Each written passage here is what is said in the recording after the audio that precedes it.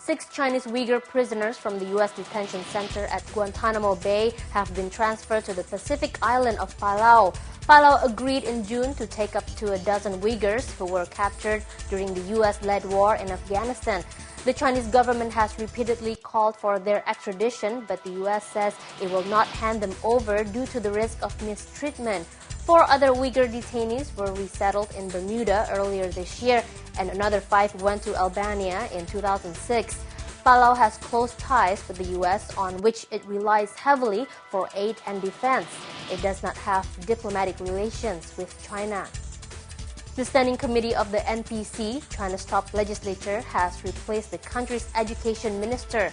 The China Daily reports the shuffle comes amid widespread public dissatisfaction with the nation's school system.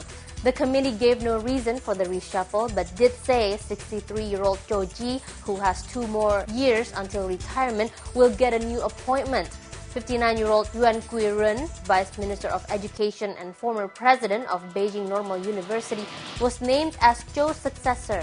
The removal comes just weeks after 2 senior administrators at Wuhan University in Hubei province were arrested over allegations of bribery.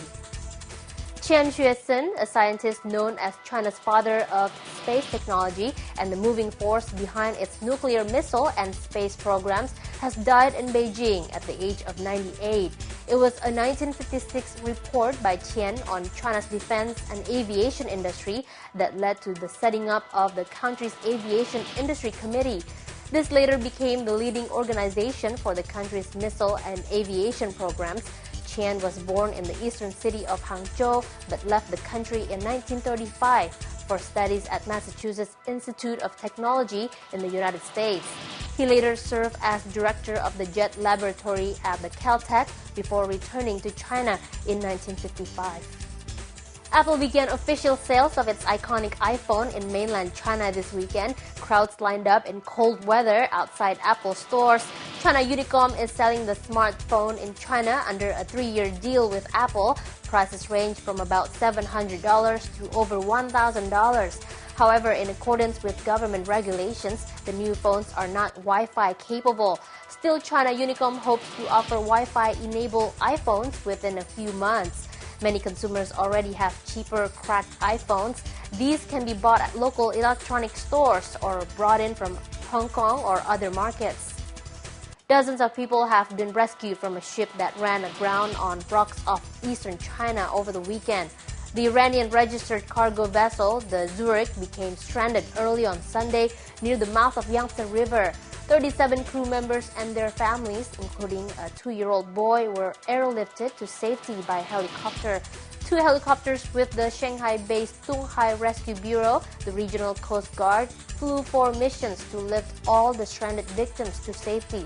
Rescue officials said the ship was in danger of capsizing throughout the operation as strong winds and powerful waves battered it.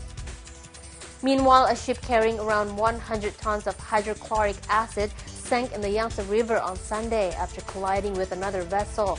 The collision took place during strong winds in the Ezhou section of the river in central Hubei province.